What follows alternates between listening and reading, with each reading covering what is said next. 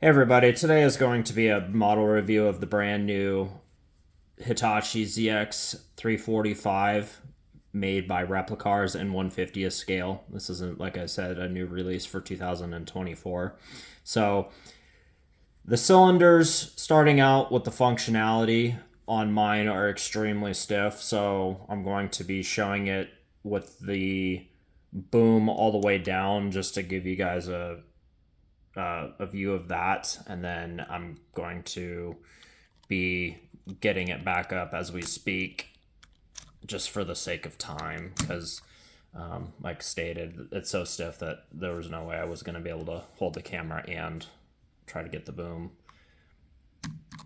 um, all the way down like that. So as you can see, that's the boom all the way up. It curls back past the basically 90-degree mark from the cab, so that is perfect.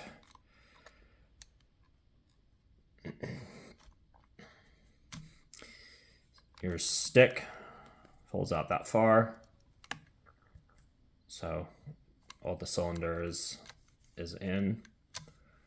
It goes out that, or the stick curls in that far, which is perfect. Your bucket, as you can see, is curled all the way out right there, so very realistic. And it curls in that far. So, like always, with all these Hitachi models, whether they're made by Replicars or by TMC, they are flawless with their functionality. So moving on, it's also spins a 360 perfectly. It's very smooth. There's no wobble to the upper body at all, so that's perfect. Tracks, spring loaded, as you can see, and they roll relatively smoothly. If you had a surface with more friction on it or more grip, they would roll a lot better than they do on this felt paper or fabric. So now we'll move on to the detail.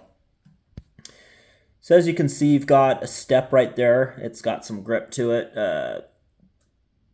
Some like anti-slip texture type stuff right there. You can see you've got decals down there with pick points. Your sprocket has bolt head detail on it. You can see your rollers there and your idler.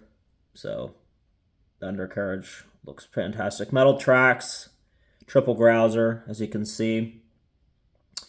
Moving up to the cab, the door does open.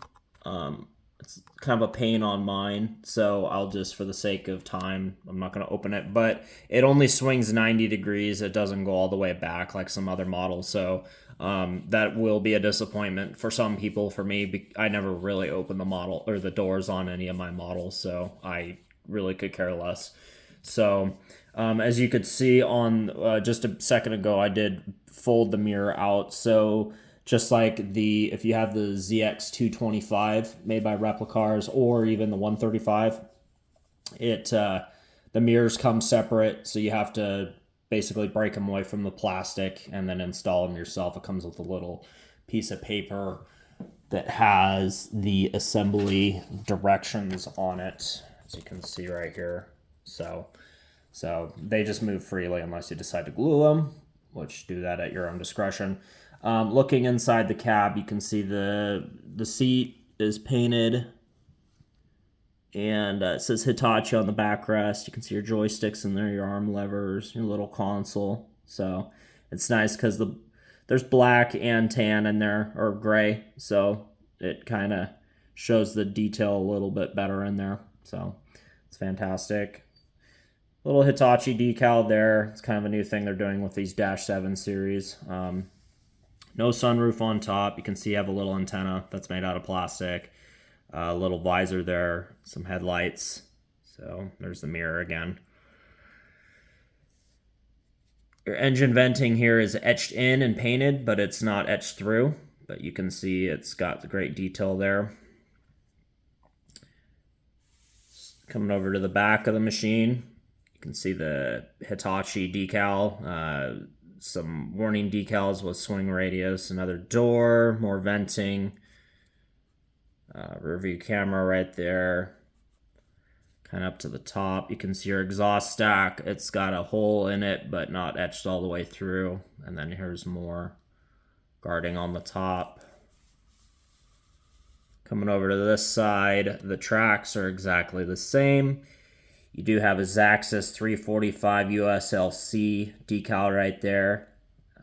That's the new one for the Dash 7 series. You can see your latches for the doors are painted on. These handrails here are all plastic. There is one on the cab side, the one that goes along the side of the cab where the mirror clips onto, that is made out of metal. There's another mirror right there. You have to clip that one on. Gaining up to the top, you can see all the anti-slip texture to access the top of the machine. These two handrails right here are metal, so that's good. You can see flexible rubber hydraulic lines for the boom. You can see all your piping that goes up to the top of the boom. Your cylinders right there.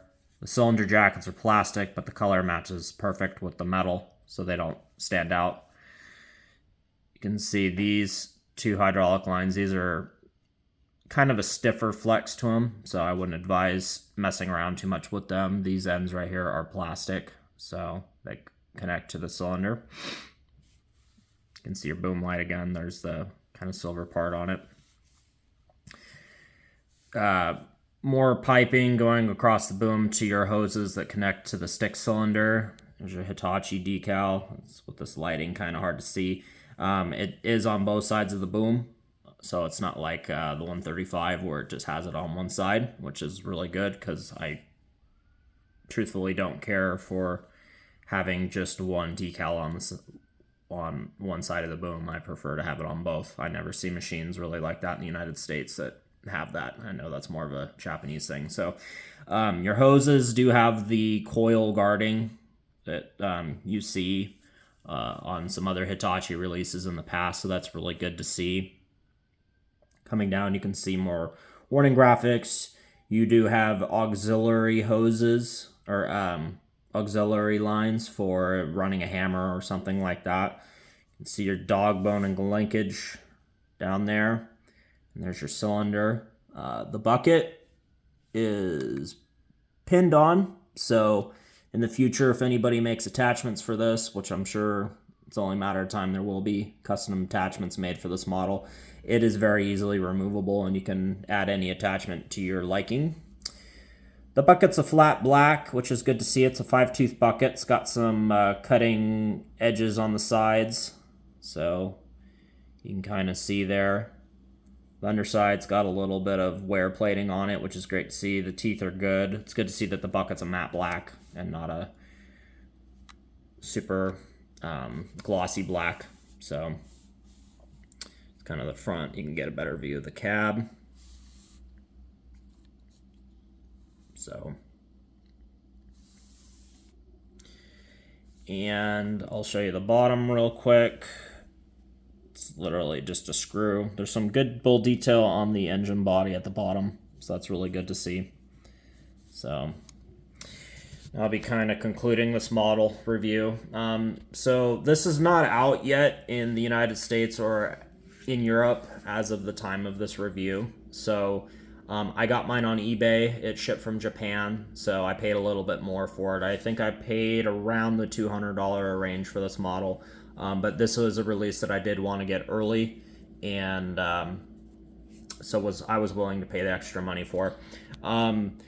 It's good to see this model made. I'm a huge fan of the Hitachi / John Deere. I know the Dash 7 series is no longer in the John Deere family, but as of the time of this review, if you get a Deere 345, it still is a Hitachi machine. So they haven't shied away from it and made their own model yet. So really big fan of this machine. I really like the larger zero tail swings, especially that you can go over the side of the machine and it doesn't tip. So really happy to see that they did a release with this. I think this will look really good next to the ZX300 and 350 models, so because it's kind of in that size range. This is easily a super highly recommended model for any Hitachi / just excavator collector out there who wants a larger zero tail swing with a lot of detail. As stated, you can't go wrong with Replicars or with TMC with the Hitachi line of models. And before I forget, I'll show the box. The box has the typical specifications on the back. Has a picture of just some Hitachi excavators, and then it's your standard just clear window with a foam plastic insert over it, ZX345 on the front, same thing on the top. So anyway, yeah, so that will conclude this model review of the ZX335 and 150th scale. Thank you, have a good day, bye-bye.